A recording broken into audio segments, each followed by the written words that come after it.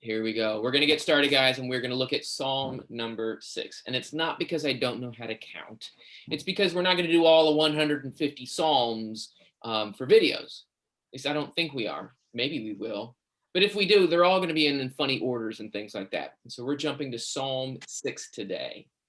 And we're going to run through it the same way we have so far. I am going to read straight through, and you're allowed to draw pictures to take notes while I'm reading, but make sure you focus more on the listening to the whole psalm idea. So for instance, it's not going to happen in this psalm. This is just a pretend, but let's pretend that verse 1 has an elephant. And you go, whoa, I love elephants. And you start drawing an elephant so hard that you don't hear the rest of the psalm. That's not what we want to do this time. So that is not very good. I'm gonna read the whole psalm, and if you need to draw a little piece of something to keep your mind working, sometimes keeping my hands busy helps my brain to be busy in a good way. So if you want to draw a little picture of something while I read, but you're listening, that's cool. So we're gonna read through Psalm 6, and then I'm gonna ask the same question that I did last time. What do you think about the psalm? Or what's it about? Or how does it feel? Or how do you feel? That's what we're going to do when we read through this psalm. All right, let's get it started. We're going to look at Psalm 6, and it includes this heading for the chief musician on stringed instruments set to Sheminith, a psalm of David.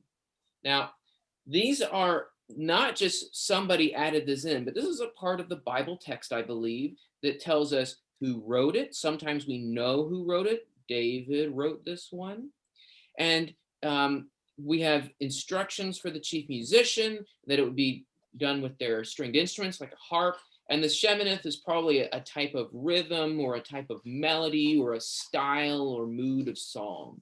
And so the people, the Hebrews, when this was written, they would understand what that meant. But what the key here is that we can take out of this is that this is written by David. David, who was a shepherd, David, who killed Goliath, David, who was a mighty warrior, David, who was a king, and eventually David as an old man. And here is one of the fun things to think about. You can always wonder, sometimes there's a clue in the text. Was David a shepherd when he wrote this?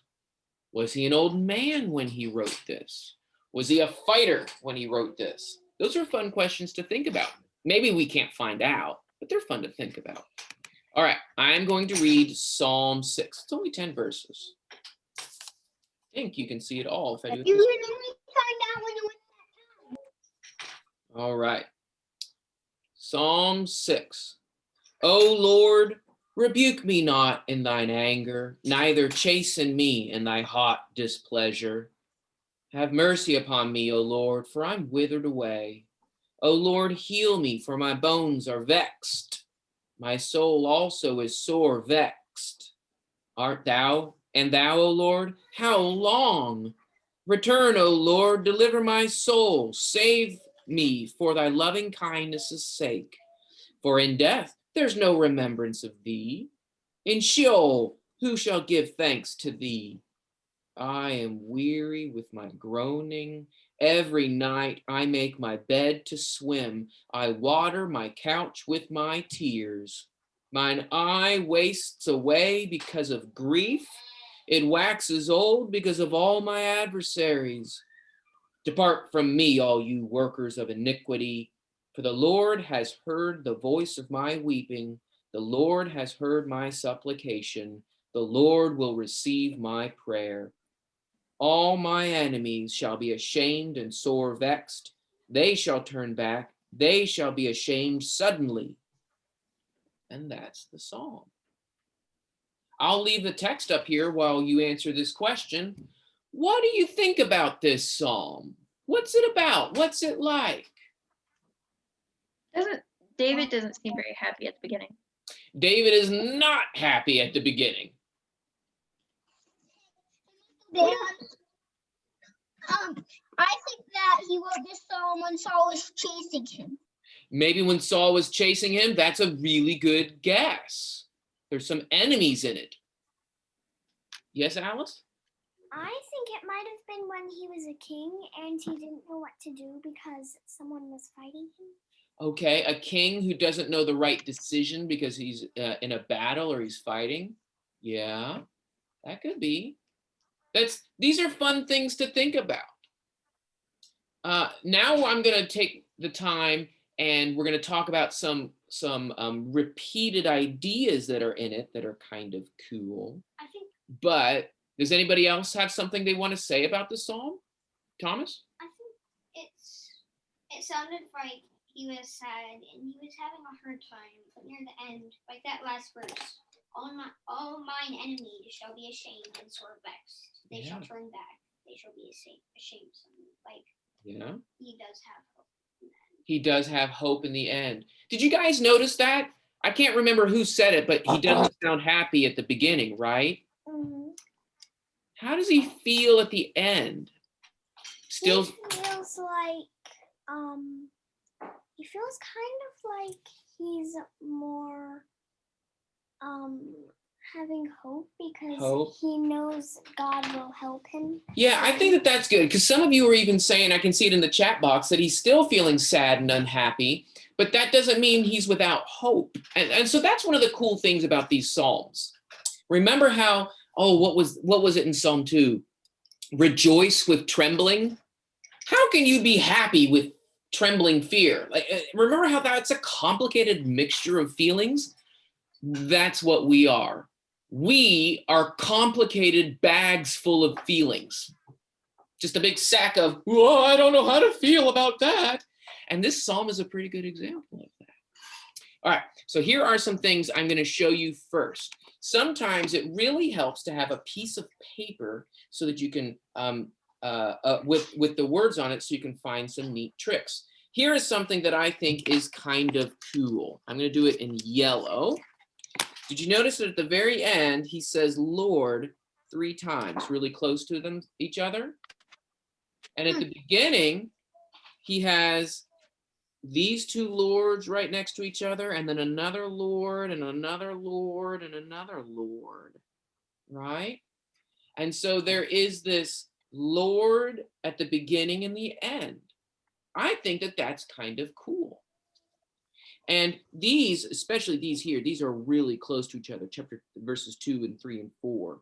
But it's all kind of packed in together. I just think that that's a neat thing. And that might be, there might be a spiritual message in that, or it might just be, this is a pattern in the poetry to have it like a rhythm and some rhyming in the original language. There's another word that I saw at the beginning and at the end that I want to show you in a second. Sorry, what was that? Well, I was just thinking it was interesting, probably like it says, I water my couch with my tears. I think it's interesting it says couch because we have couches today. And I was thinking that back then they might have called it something different. Yeah, could be. Could be something different. That's a cool word thing. That was one of the reasons I actually chose this psalm, because I thought we would all have a fun time drawing him watering his couch with his tears, because that's going to be a funny picture to draw. We'll get to that in a second. All right. Relates. Here's another word I want to show you. Here's another word. Did you notice that he used the word vexed? Denison, I think you asked me about vexed yesterday or last class, right? It uses it twice. So it's right up there. That vexed is feeling upset and frustrated. And who feels vexed? Who feels frustrated? David. David soul does. And bones. Right. But the word vexed is at the end as well. In verse 10. Who feels vexed in verse 10? His enemies. The enemies. Oh. And so in the beginning, he feels vexed and he cries out to the Lord. And at the end, he knows God hears him, and who is going to be vexed? The enemies. Isn't that that's a cool change in the psalm. You'll notice that, I think, if you start looking in the Psalms, that they go not necessarily from sad to happy, but they go from one idea and it morphs and changes into the other way around on the other side. It begins with, I am vexed, O Lord, and it ends with, they will be vexed, O Lord. And that's a cool change. That's a really neat poetic change. All right, let's draw the different parts and we will try to follow that line of thinking.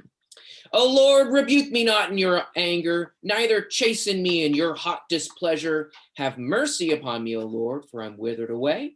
O Lord, heal me, for my bones are vexed. My soul also is sore vexed. I'll stop right there. What is the trouble? He's Well- feeling sad.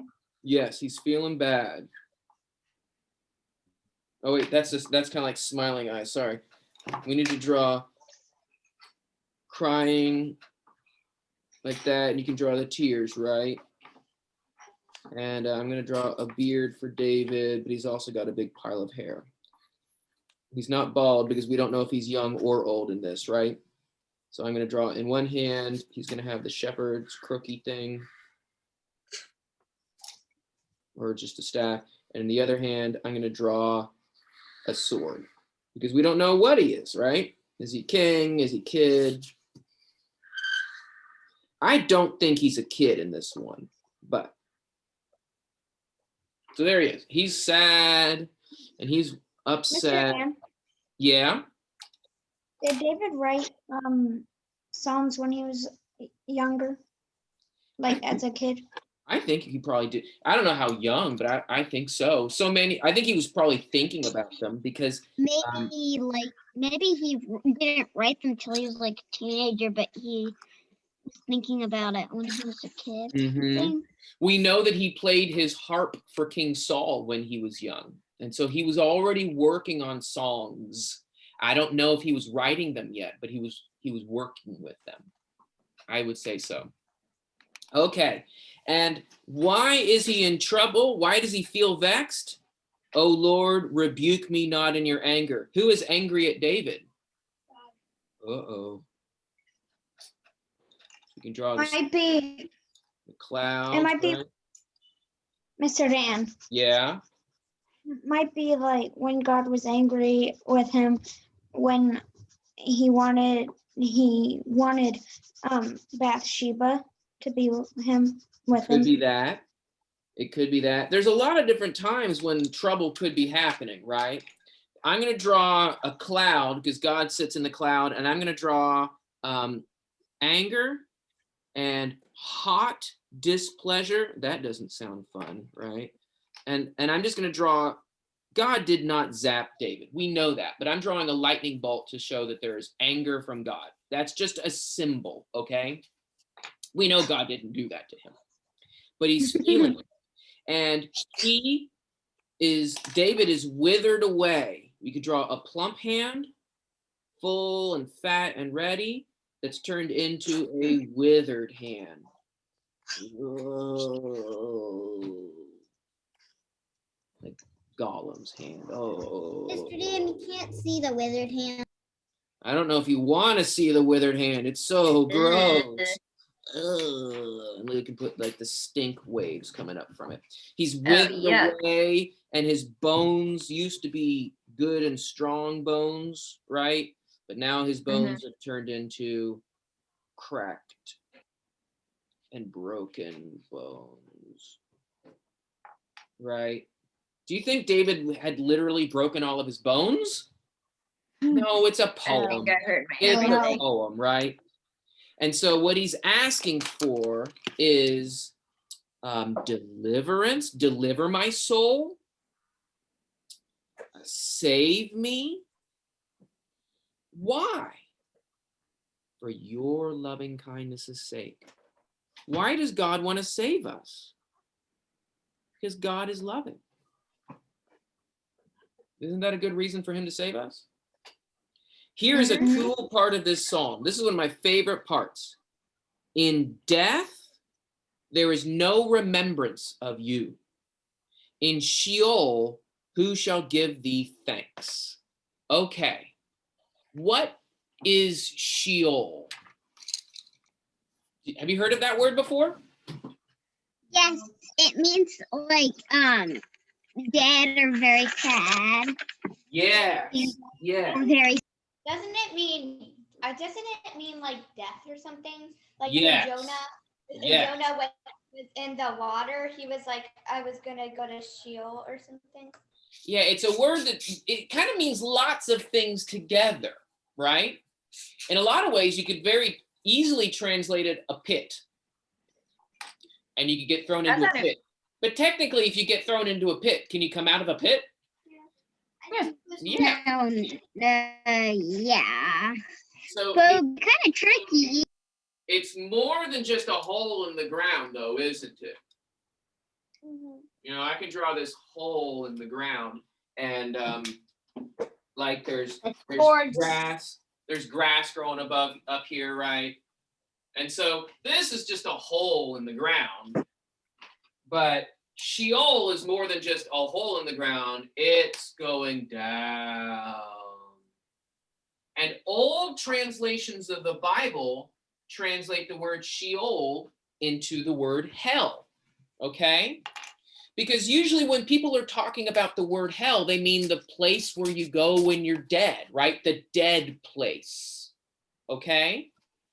So Sheol is like the pit or dead. Oh, let me spell that better. That D looked like a P. Dead place. Okay? And nowadays when we say the word hell, hell doesn't just mean dead place, it means the place of punishment too. Okay? So when they were using this in the Old Testament, Sheol didn't mean punishment. It just meant the pit, the dark, dark, dark pit where, well, guess what? You're dead, right? Is it evil to die? Is it sinful to die? No. No, no. So is it sinful to go into the pit? No. No. So we're not talking about sin in these verses. But look at what he says. Now remember Sheol as a place of death, okay? I'll even draw the skull out here, okay? In death, there is no remembrance of you. Of who? God. Of God. In Sheol, who shall give you thanks? Who? God. And so here is his question. And this is a poetic question. So don't say, well, technically, no, there is no. A poetry question has no technical answer. The dead skull in the pit, can it remember God? No. It's a dead skull in the pit. The dead skull in the pit, can it praise God? No. It's the dead skull in the pit. Does that make sense? Now, we know that eventually all the dead will rise and they will remember God. He's asking a poetic question. Let's go back to this and think about it, okay? God, deliver me. God, save me for your loving kindness' sake, because in death, there's no remembrance of you. And in Sheol, who will give thanks to you? What does David want to do? David wants to remember God. David wants to praise God. And David says, when I'm dead, I can't do that. Isn't that fun? Let me live a little bit longer. Don't let me go to the pit, because I want to remember you and I want to praise you.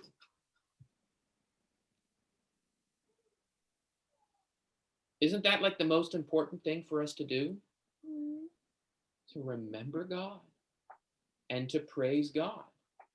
And did you know that reading Psalm 6 is a way of remembering God and praising God? That's what we're doing right now. So don't worry, none of us right now are dead skulls in a pit.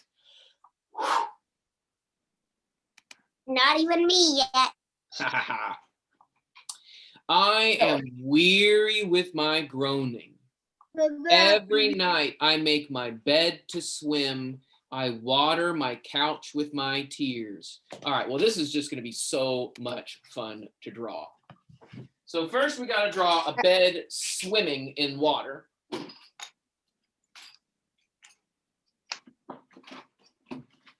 All right, so here's the waves. Actually, I'll draw them upside down. I'll draw it the other way. Here's the waves down here. And his bed is just kind of like floating in the water. There's the bed knobs. I'm not going to draw broomsticks, just the bed knobs. There's his pillow, and there's his blanket. All right, and there's the other bed knob. And it's just kind of floating along. Since he's David, he has a really pretty bedspread. Oh, David, you have very cute purple bedspread. It's a very beautiful blanket. Look at his nice things. Okay, so there's the rest of the bed knob right there. And so his bed is swimming. Why is he teaching his bed how to swim? Is that what he's saying? No. He's crying. All right. And so now we have to draw him crying so much that his couch is swimming, which technically, you were asking this, Charlotte, I think the idea for bed and couch would be the same idea. Two different words talking about the same kind of thing. One would be maybe for just sleeping. One would be for resting and well, they didn't watch TV, but resting and taking naps on. And so here he is. And he's got his David beard, his ear, and then his David hair. And he's got his hands of despair. Draw a blue couch. And then here, a blue couch, because he filled it up with tears. There's the couch. And here's the armrest on this side. It's got the big button, and then it's got big old floofy cushions. And he is just, take the button off. There. He's putting his feet up to rest. And he is just weeping and maybe even gnashing his teeth, right? So there's the big cushions. And he is just crying up a storm. Ha ha. And then you can draw the tears. Tears, tears, tears, tears, tears, tears. And now his couch is all blued up because he has just been crying so much on his couch. Draw him blue. I don't have the time for that, Al. Sorry. All right, so there he is. He's on his blue couch. I think that this is fun. But this is an important part of poetry. It's helping us remember how powerful the words are. Does David just kind of feel this way? No. How does David feel in the verse about the crying? Is he saying, yeah, it was a pretty bad day. I woke up and was in a bad mood. Is that his attitude? No. Really. He's It's really, a complete despair. yeah. Have you felt sad like that before, maybe? I have. I still did. Yeah. I think that there's a song that says heal in it. I think so. Yeah. So, is it a sin to feel sad like this? No. No. No. Is it good? No. No, we don't want Not to feel good. that way. Bad. It's not Yeah. good or it's not bad. Yeah, that's a good way to think about it. I Yeah, will say this. Like Oh, wait, go ahead. candy or it's not bad. Mhm. It's just like it's good to eat, not good to eat candy and not bad to eat candy. Yeah. Maybe the idea is if we feel this way, it is an opportunity to pray to God and get closer to God. Do you think that David gets closer to God because of the sorrow in the psalm, or do you think he goes farther away from God because of the sorrow in the psalm? Closer. Closer? I think maybe days where he is. Yeah. And we know that in the life of David. Some days he's really close to God, and some days he's making some big old mistakes. But I've done that too. All right, well, let's go back to the psalm and see if we can finish it up. Mine eye wastes away because of grief. It waxes old because of all mine adversaries. Waxeth is an old-fashioned word for growing. It grows old because of my adversaries. Now, God was the trouble at the beginning of the psalm. Being punished by God was what he was afraid of, right?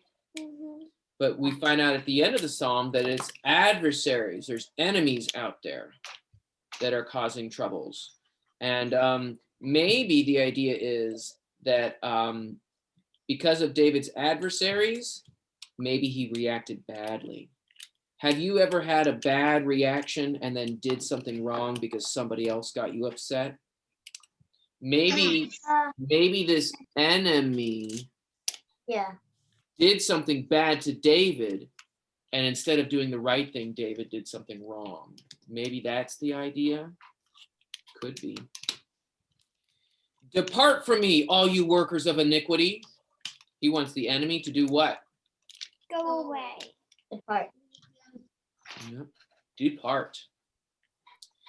For the Lord has heard the voice of my weeping. The Lord has heard my supplication. The Lord will receive my prayer. God heard David's weeping. God heard David's supplication. What does supplication mean? I don't know. It's another word for What prayer. does? It's a word for prayer. It's specifically the kind of prayer where we say, "Dear God, please give me health," or "Please take care of somebody," or "Please do this." If I say, "Dear God, thank you for the sunshine," that's not supplication. But if I say, "Dear God, please give us rain," that is supplication. That's a prayer to get something. Okay? And that's what this psalm is about, right? One of the things he prays about is, save me, don't let me go into the pit. Well, God heard my weeping. God heard my supplication. God receives my prayer. What does that say about God? Yes? He's merciful.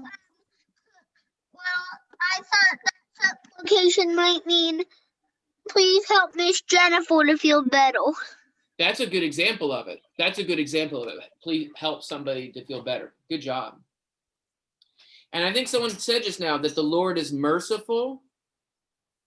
I think that's a good one. One word that I thought of is that God is someone you can trust. God hears me. Even though I'm in trouble and I'm afraid that God is going to punish me, God hears me.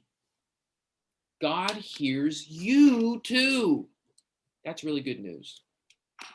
All right, let's finish it up. All my enemies shall be sore vexed.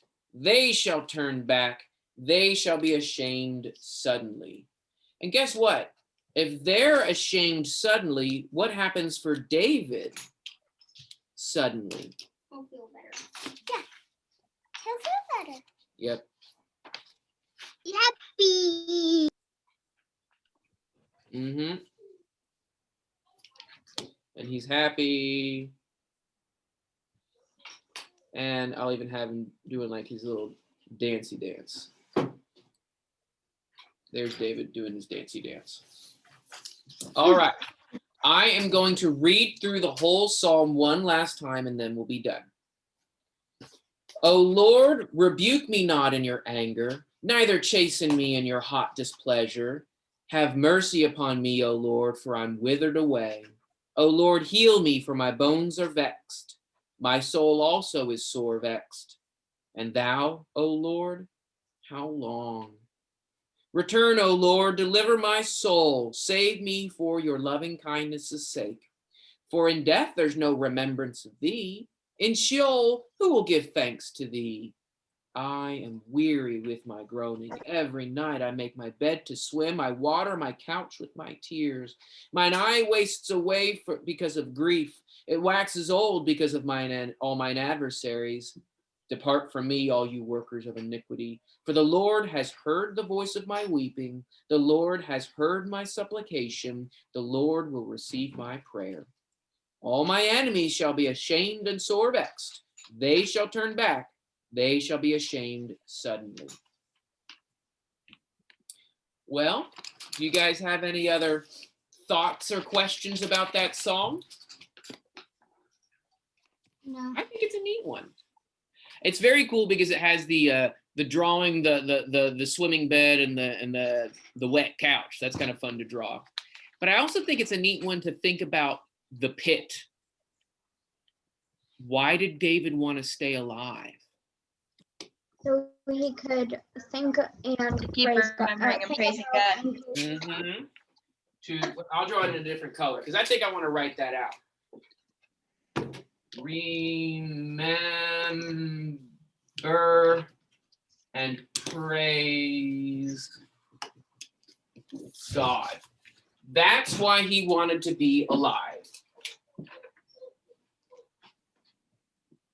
Is that why I want to be alive? To remember God and to praise God. Maybe I want to be alive because I want to go eat at a restaurant because I haven't had ice cream in a while. Maybe I want to be alive because there's a movie I want to watch or a book I want to read. I've got a book I really want to read today. Maybe I want to be alive Got a today. book I really want to read today. Really? Are these good reasons to be alive? Well, they're not sinful reasons to be alive. But this They're not is best the real reason to be alive. To remember So, Dan, God and to praise God. Yeah. there could be a book that is good reason you want to be alive as the Bible. Yeah. You still want to be alive to read that. That's part of how you remember God. Yeah. Or like you follow the Bible, but you don't do it correctly, and someone give you a book to give you some advice, Oh, and that you could be. don't read it when you're, because it was when you're old. Yeah. I want to read this book, please. All right. Well, I think that's going to be enough for today. I don't know what psalm we're going to do next time, but I'm sure it'll be a good one because it's going to be from the Bible. I will see you guys later. Take care. Thank you. Bye. Thank you. Thank you. Thank you.